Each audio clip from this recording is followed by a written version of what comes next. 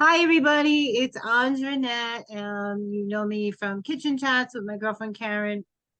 And today I'm here for a different reason. I'm going to be hosting a TV show, Phoenix, Healing from the Inside Out. And I've been interviewing a lot of different people for the message I'm trying to get across to the public. So I've been in healthcare a really long time, and I see a lot of people trying to treat parts of people. And the message I really want people to see is that we are all of those parts. So empathy, compassion, they're very important out there. As a nurse, I don't get to decide who I treat, whether they have hypertension or mental illness or anything like that. I treat the whole person. That's how I have always been, and that's what I see. And it is my vision that people will see that whole person. There's a lot of stigmas out there today. I'm really trying to be the change I want to see in the world. So I don't know if this is going to align with who you are, but this is very in alignment with who I am.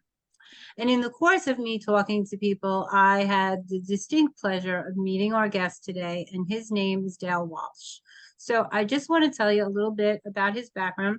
First of all, an author, so you might want to pick up one of his books, and all those links will be shared with you. But I wanted to give my audience a full perspective of the person. So I did interview people that suffered with anxiety and depression and schizophrenia. So Dale's going to tell you a little bit more about yourself. I'm going to ask him some questions so we can pull them out. And I hope you enjoy our show. So this is Dale Walsh. And again, I'm Andra Annette. So hi, Dale. How are you? Say hello to our nice people.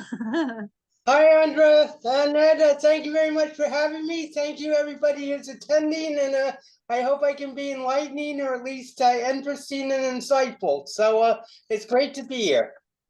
Okay, that's wonderful, Dale, and I know that your message is going to be a great one. So, in the course of our conversation, we had spoken about what it was like being diagnosed with schizophrenia, some of the troubles that you had dealt with, and now you're out there trying to help families that are dealing with people, children, and family members that have schizophrenia so that they can learn how to cope with the diagnose and the transition and the help that they can get.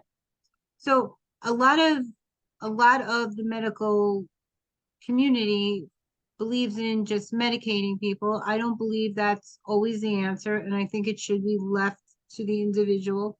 For you, that was the right decision. So could you tell me a little bit more about that, what that was like for you from your point of view, being diagnosed, then trying to find that answer, and what you're doing now, because I think it's amazing.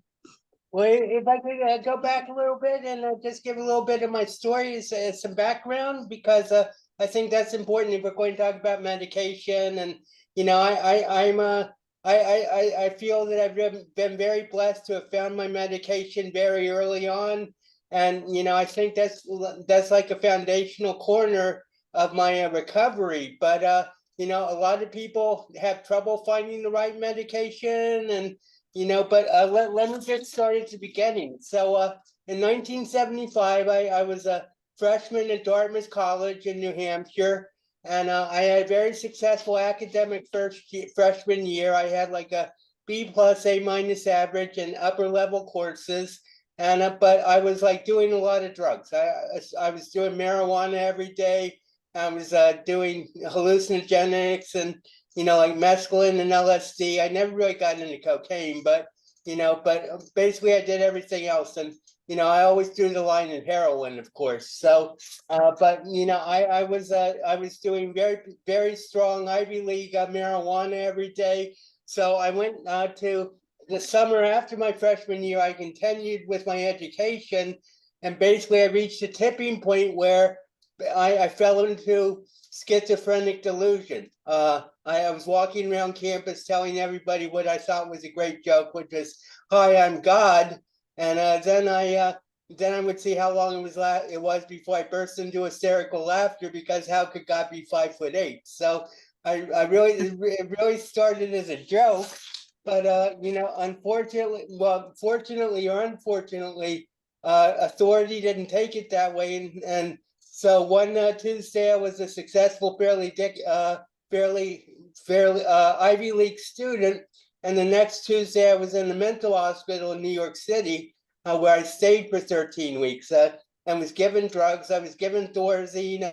I was given like the highest dosage of Thorazine, the highest recommended dosage of Thorazine, and so I was in the hospital for 13 weeks, and that was my introduction to psychiatry and the whole psychological field. My mother had been dealing with it for a long time, but ultimately it was so I came to a program in New Jersey, private psychiatric program in New Jersey, for 5 years. I got out of there. I got my own apartment, and I went back to Fairleigh Dickinson University and graduated magna cum laude in 1985 with a degree in English. And then I began a sort of semi-entrepreneurial career as a freelance tutor for Fairleigh Dickinson students. I would help them write papers and help them in all subjects except the hard sciences.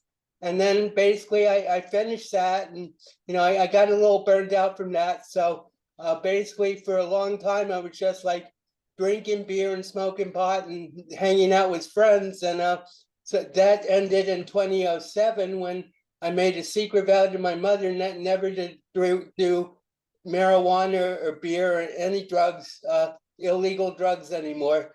And so about 5 years ago, I felt that I was like well on my path to recovery. I mean, I was hospitalized 15 times between 1975 and 1993. And I've been basically out of the hospital. I had like 2 very minor hospitalizations, but that was a problem with medication. So basically I've been episode free for 30 years, although I had like 15 episodes before that. But one thing I'm proud to say, Andra, is I say I was admitted to the hospital 15 times and I got out 15 times. So that I was never like put on long-term institutionalization, and so about 5 years ago I came up with an idea. Thinking about my history and everything, I thought about how I'd like caused my parents such pain, my family, and it caused a lot of friction within my family, and also just like the pain my mother, she felt guilty because she had like a mental illness diagnosis, and so she blamed herself and everything. So I came up with this idea of like being a mentor, using my experiences with the illness and with the system to become a mentor for the family caregivers of those with schizophrenia. So that's what I'm working on today. I've come up with a coherent program. It's called Live Love. It's 8 steps, and that's basically. So I'm trying to build that business now and really like just give back and help people benefit from the knowledge that I've gained about myself. I think that's amazing. So on our call, we had talked about a lot of stigmas around mental health. And I told you that a lot of people, when anybody turns on the channel today, you see a lot of things on the news about people killing people and stuff like that. And then they say, well, they had a mental health diagnosis. And I don't think that there should be a correlation between someone having illegal behaviors and mental health. I don't think the two of them go together. And I think people are using that very liberally as an excuse for bad behavior. Bad behavior is bad behavior. But you had shared with me that the mental health population is at almost a 50% higher rate of being accosted and robbed and victimized than everyday people, which I found astonishing. And I'm sure that a lot of people don't realize that because of all the stigmas that they are really victimized in so many ways. And I wanted to draw attention to that because even if someone's not physically abusing them, the fact that they are such a stigmatized population is abusive in a lot of ways, because like Dale and myself, I mean, I just want to be seen as Andra Annette, whoever I am. I was that child. You know, Dale, I don't know if I shared this with you, but I grew up um with a lot of depression and a lot of anxiety, and there wasn't really any help available to me. Their idea of help was really to give me a pill, and it was probably because of a lot of things that were going on in my body. But I find that a lot of doctors do that today, and I know that I wasn't so quick, I'm sorry, to really share that information because of all the stigma around it, you know. So it's gotten a little better, but I think that we have a long way to go, because you're proof that people are productive in a society when they're loved and nurtured, that, you know, you're an active, productive part of our society. You've gone on to be an author, and now you've taken that experience and you're trying to turn it into something beautiful to help other families that suffered through what you went through. And that's a very selfless act. So I wanted to bring recognition to that. I know that as people, that we have an emotional part and we have a physical part, and then we have that spiritual part, and then there's that mental health component. So we are essentially all of those people wrapped into one. And I think if people don't like a certain behavior or a characteristic, they refer back to that part that they might not like instead of that person. That's when those stigmas come out. And I really would like to advocate today for people really looking at the whole person and addressing that person, because Dale has a very emotional part, and he has emotional intelligence, and he's probably spiritual in his own way. If he's gone through programs for drug addiction, I'm sure there's a spiritual component to that. At least there was in mine. But you know, it's whatever everybody chooses it to be. But I wanted to share a little bit more about what you're doing and how you want to help people. What made you decide to take your knowledge and share it with other people in that way? Because really, well, first off, let me just say, I was never treated for addiction. I did pot and beer for a long time, but ultimately, I stopped and everything. But ultimately, I always said my problem isn't my substance abuse; it's my schizophrenia. So I just wanted to, make that clear. But the reason I wanted to, I'm doing Do Live Love is. I feel I'm in a unique position to help because when someone is diagnosed with schizophrenia, it's like a tidal wave of like overwhelm and everything for the families. It's like there's no way to prepare for something like that. I mean, even if you see like someone slipping in schizophrenia, if they, after their first hospitalization, there's no way, there's no guidance, and I call my clients the forgotten victims of mental illness because ultimately, the patient, the person with the illness, I'm sort of like reluctant to use that word, but we'll just use it for ease. The person with the illness usually has like a doctor and a social worker or psychologist or someone to help him, guide him through the illness and hopefully to get better. But the family members, not only are they like totally befuddled or in despair because of what's going on, but they can't even get information in a lot of cases about their loved one because of the HIPAA laws, and privacy and the privacy of the patient and everything. So basically, I just feel that, I've experienced like the whole spectrum of like schizophrenic symptoms and everything.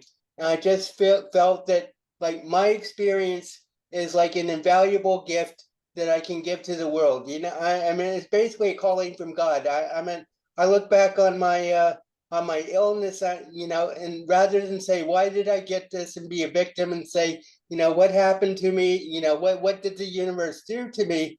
I look at it now as saying, well, basically, I was like predestined to get this. The reason I came to Earth in the first place was to get this illness so that I could get wise enough and get through it enough to be able to do what I'm doing now with the families and help really like make an impact and not only change the families that I'm working with, but get on the public forum and deconstruct that stigma, not only about schizophrenia, but also mental illness. Because what you said is true. I mean, people, whenever there's a mass shooting or anything, the first thing people say, what did he have a diagnosis? Why was he given the right to a gun and all these other things? But it's actually a matter of the chicken and the egg. Which came first, the desire to kill people or the mental illness? And I think this is an important statistic to emphasize is that people with a mental illness are 50% more likely to have violence done to them than to do violence. Because I don't want to generalize too much, but ultimately mental illness has a tendency to like make you more docile. Yeah, I mean, and what happens is if you don't get the help you need, then paranoia can turn into anger and everything. But if you're being being like treated and everything, it's very unlikely that you're going to do anything that's blatantly antisocial, like take a AK-47 and shoot 20 people.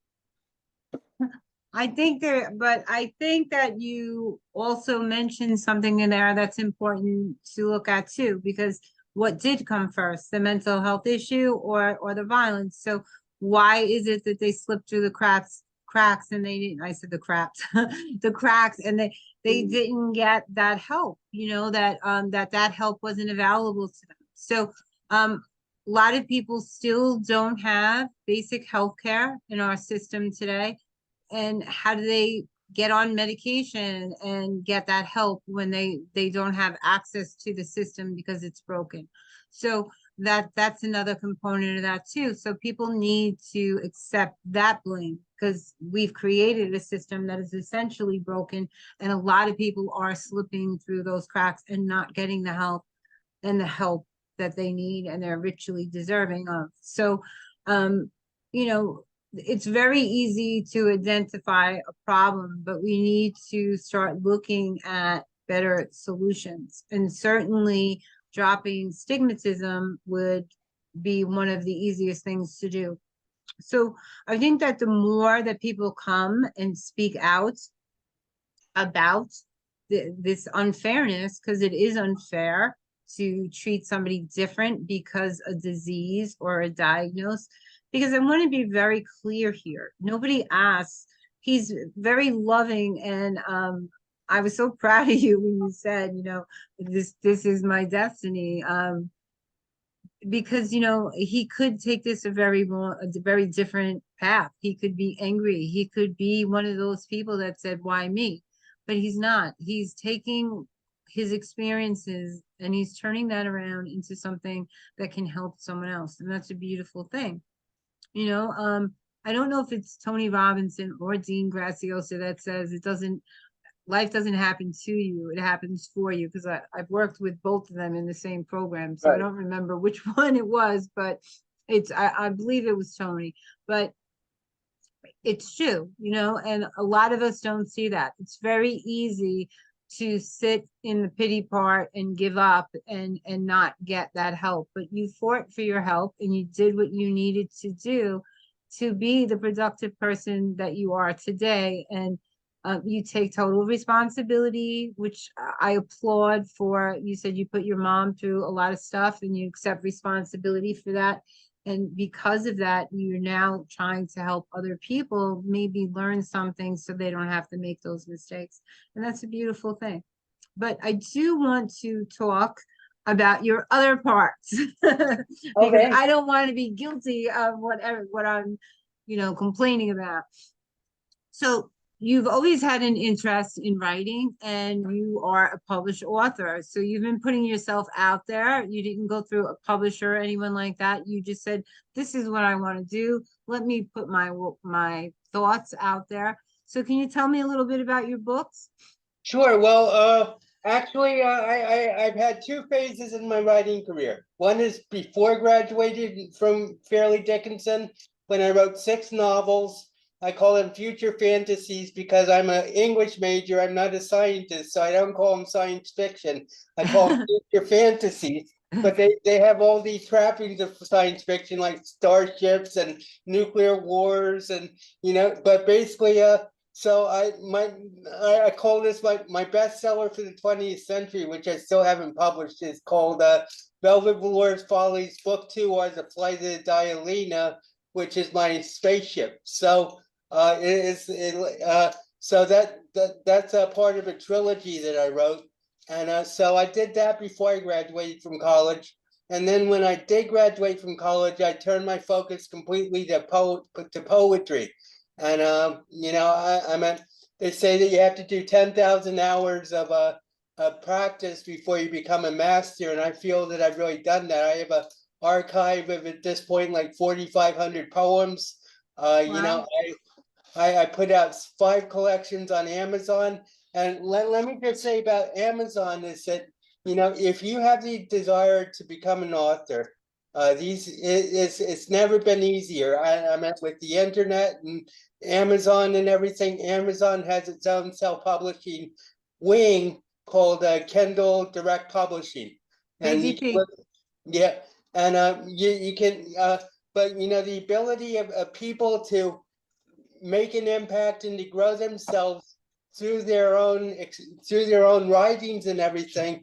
I mean, so many people get stopped from writing because they say, well, I'll never get published. But actually that's where like counterproductive, because the journey of writing itself is the goal. I mean, that's why I've never like really tried to get my novels published or anything. I mean, I think they're great novels, and I think they could contribute to the wealth of literature. But ultimately, I didn't do it for fame or anything. I did it because it was like I felt an inner compulsion to write. And I think I told you, Andra, that I decided on my 10th birthday I was going to be a writer. And I say one of the ironies of my illness is it gave me the ability to become the writer I always wanted to be, because I've been very fortunate. I thank God for like the resources my family had and everything. But ultimately, I got out of the quote rat race through my illness, so that I could dedicate myself to my writing. And one thing I always bear in mind is, is the saying, even if you get out of the rat race, you're still a rat. Listen, if you could tell America anything, that I mean, in your dealings with people on a day-to-day basis, do you feel like you were treated differently because of your disease process? Because of my what process? Well, disease process is Oh, well, I think there's always like a part of me that's sort of like detached, and observing and everything. And, I used to like, I would meet people, and within like 5 minutes of meeting people, I'd say, hi, I'm Dale, I'm a schizophrenic. And, that's very rare. But, I drove away a lot of people, I feel, because by doing that. But, ultimately the people who, wanted to stay with me and wanted to get to know me, knew I was a schizophrenic, but it didn't matter because they wanted to know me rather than the schizophrenic, or the sick person or anything. And one thing that I deal with in my practice is the question of identity, and how the person's perception of himself or herself defines who they are. So instead, I mean, and this is something I still work on, but it took me a long time to like get out of that mindset of I'm a schizophrenia instead of switching to the mindset of I'm a person with schizophrenia. And the mindset is completely different, because ultimately, when you say you're schizophrenic, then you're making that your entire 100% identity, as opposed to saying I'm a person with schizophrenia. That leaves a lot of room for other accomplishments and other growth and everything. So so the question of identity is something that I really work on in my work, which is building. I focus on my clients rather than on their loved one, because I think that if you can like transform yourself, or if I can help transform you, where you're much more positive and seeing yourself in a much better light, trying to help your loved one is going to be a lot easier. Plus, I teach you like communication processes and everything. But ultimately, the goal is to make the person, rather than codependent, independent with and helping, rather than codependent and having to help their loved one. And that brings in like a much greater potential for love, compassion, understanding. And I mean that's what I was talking about earlier about, people just don't know how to deal with schizophrenia. It can be very like enigmatic, for someone who's trying to like understand what their loved one is going through. But I remember one of my friends once said, nobody realizes the pain of mental illness, and until you've gone through it and ultimately, hopefully, overcome it, then you aren't going to be able to really understand the foundation of what your loved one is going through. But that's why I started my business, is to be able to like help people understand not only the symptomology but also the thinking and the mindset. I never hallucinated, Andra, but I did have like delusion, for serious delusions of being God for 10 years. And ultimately it was like Dale, quite honestly, we got a lot of people out there that have that God complex, and they're not locking them up, and maybe they need to be behind bars.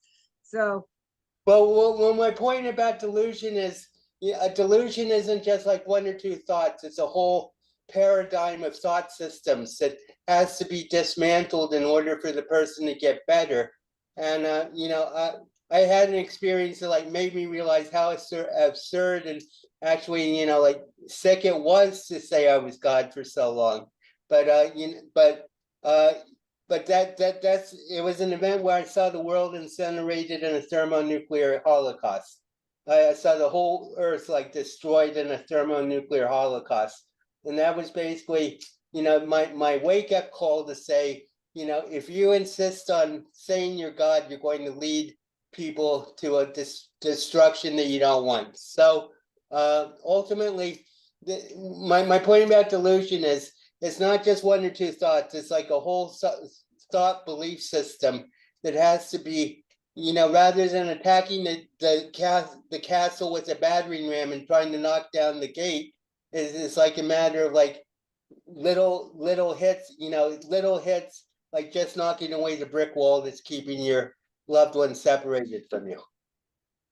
Dale, how do you help somebody with identity crisis when every day they're going out and people are seeing them as the very person they're trying to stand up against? So you said, because I think this is very helpful. I'm asking because out of curiosity. I'm not trying to badger you here, but a lot of times when people are dealing with identity crisis or role confusion, they're stuck in a place that they feel that they're not good enough, or so you said you were being seen as the schizophrenic and not a person with schizophrenia. So now you identify as a person with schizophrenia. That schizophrenic is not your whole identity, but in a world where they're still stigmatizing, how do you stand up and be who you are and get celebrated for Dave Walsh instead of the schizophrenic?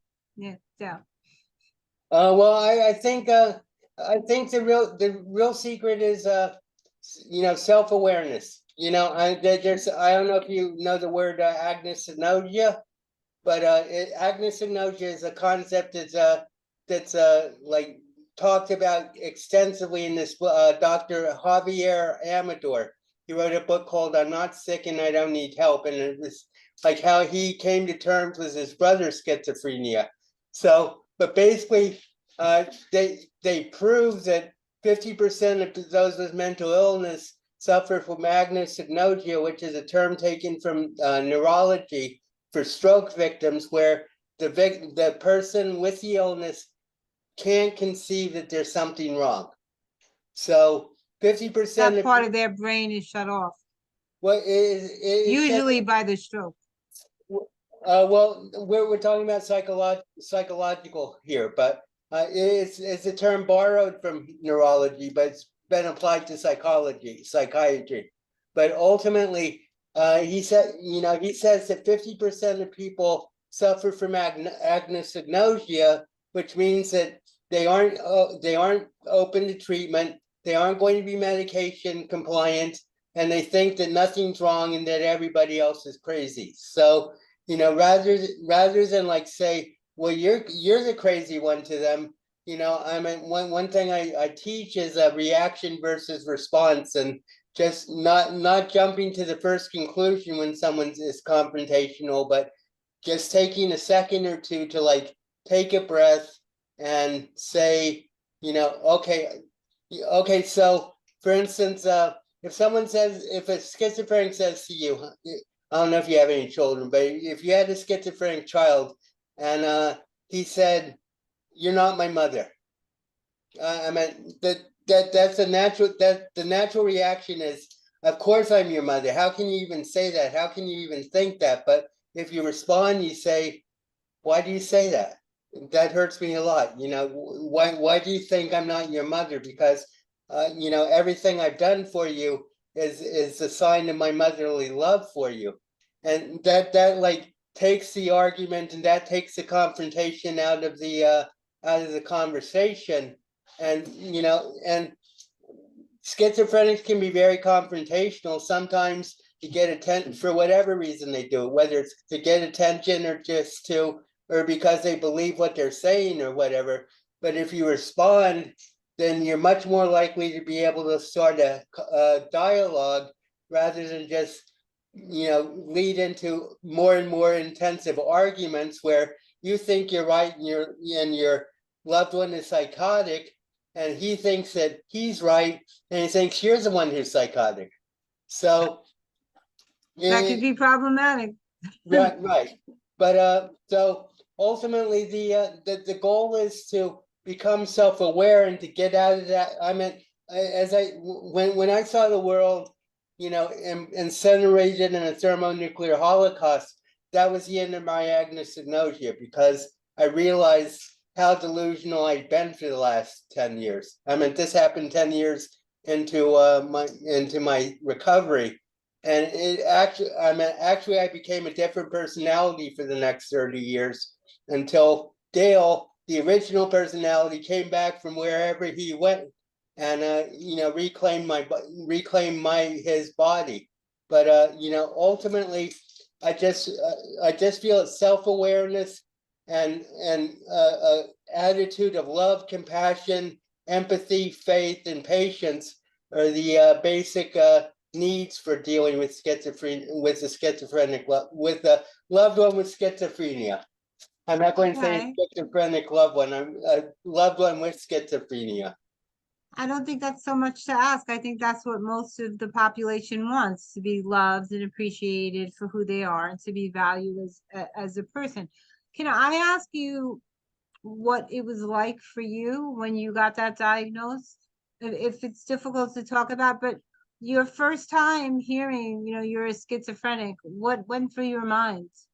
Well, actually, that's an interesting story, Andra, because as I said, they didn't tell me in the hospital when I was first hospitalized. They don't tell you like what your diagnosis is. And actually, when I came to my program in New Jersey, it was right under the direction of one doctor who like did everything, sessions, and his wife cooked meals, and it was like anywhere from like 12 to 18 young adolescents to young adults, and he like did everything, but he called my illness psychotic bliss, because he said, you're too happy. I mean, that's what people always used to tell me. They say, you got to be more detached. You can't be so happy. How can you? And it's like, this was an outgrowth of my God delusions, obviously, but I mean, there have been times when I've been like in a despair that's way beyond the desire for suicide. It's just like a total hopelessness, and especially after my vision, it took me like 2 years to recover from the vision, and also, but the immediate effect was I was hospitalized, and I was just like in total darkness. It was like total despair. But ultimately, the goal is to I got a little sidetracked. What's the question again? I'm sorry. It's okay. I wanted to know what it was like for you when you got that Oh, diagnosis, because you knew it was going to be a long road, that any mental illness is never a quick fix. It's either involves some real tough work with a medical practitioner, or going through changes with medications, because you had mentioned something very early on that was also important too. Not every medication works for everybody. So sometimes you have to be put on a medication and then weaned off and start a new one until they find the right cocktail, I guess, to really treat the symptoms. So I mean, hearing, hey Dale, you're a schizophrenic, what did that feel like for you in that moment? that's the point I was getting to. I just like got lost for a sec. But basically, so my doctor said I was suffering from psychotic bliss, and he hospitalized me 9 times because, I would be like in such intense emotional uh, capacity that, that I would be driving everybody else crazy. And he couldn't put in the whole program in the hospital, so he put me in the hospital, and like just everybody would detox for 2 to 6 weeks. But the point I'm making is it wasn't until 7 years into my illness that when I applied for Social Security disability, that I actually found out that my diagnosis was paranoid schizophrenic schizoaffective. So for the first 7 years, I knew I was like being treated for something, but I didn't know like the official diagnosis. So Wow. my diagnosis was psychotic bliss. You got to calm down, Dale. You can't be this happy all the time. And I thank God for the sense of humor he gave me, because I think that's a very important component, not only in caregivers but also in the patients, is the ability to like get out of yourself enough to like laugh at what you're going through. And I meant, at the beginning, as I said, I meant high on God as a joke. I really, when the campus cops came and took me to the infirmary, I thought they were going to take me to meet the president of the university, because I'd figured out I was God. So instead, they came to me and they said, "Are you Dale?" And I said, "Yes." And they said, "Would you come with us?" And I said, "Sure."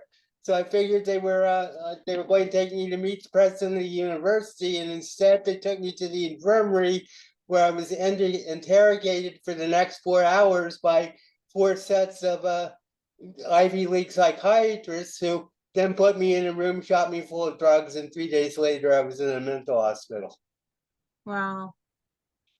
So Dale, I'm gonna close this out, but if you could tell America, I started saying this earlier, anything about how you'd like to see people treat future mental health patients, because there's always going to be people that suffer from mental illness and stuff. If you could impart anything on our audience today, what would that be? How you want to be treated? Uh, well, I think this is important for everybody. Treat everybody as a unique individual, and take them where they're at. Come understand them where they're at. I think that's extremely important, because everybody's at a different place in their life. And, I didn't realize how crazy I was, actually crazy I was for like 9 years, and I would get very upset, when people would say, you're still nuts and everything. But ultimately, everybody's a different place. And one of the people I follow is this retired psychiatrist named Dr. Bill Pettit, and he says a diagnosis is where you're at. It's not who you are. It's where you are rather than who you are.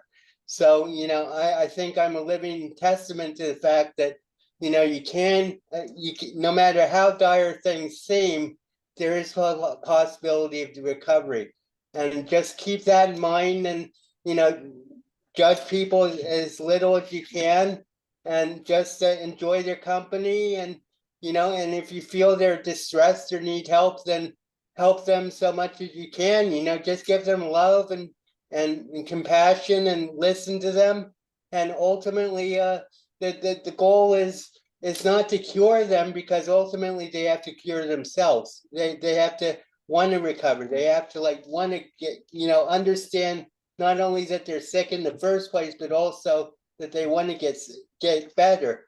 And there's a big gap between mental and physical illness, because if somebody says I have cancer, for instance, people don't run away and say, oh no, you're going to shoot me or something, and that's really what I'm aiming to do, is change that national or world mindset where where people jump to conclusions about what mental illness is all about, rather than just living in the moment and seeing what the person is doing. Well, that's kind of why you're here today. We're trying to change the world one step at a time. So this is Andra Annette. We're going to sign off, but I wanted you to meet Dal because I'm forever changed after meeting him. I know that as people, we grow up with a certain type of belief or a concept, but we can change who we are and what we think at any time. So I'm asking you to really look inside yourself and start seeing people for who they are, how they show up that day in your experiences, and not by a label. So, I was asked to do something recently about labels and what do they mean. Labels shouldn't define who we are as people. They are just that. They're labels, things that you put on clothing items, but not things that you should put on people. I think as people, we need to be more compassionate and empathetic. Dal or anyone else that suffers from schizophrenia could be your family member. And would you treat them with love and compassion? So that's what I would like to impart on you today, to treat others the way you expect to be treated, and to treat them like you would treat your own family, and to ask questions. If a lot of people today are afraid because they don't understand, well, ask those questions. That's the only way you'll get those answers. So I'm Andra Annette. This is Dale, and I'm glad that you hung out with us today and got to meet my special guest. And if you like what you hear here and like what you see here, please like, subscribe, and ring that bell. I will be leaving his information underneath this so you can get to know Dale a little bit better, some of his writings, where you can find them, and his website, and what he's doing in his professional life. Okay, so thank you guys. Have a good day. Thank you.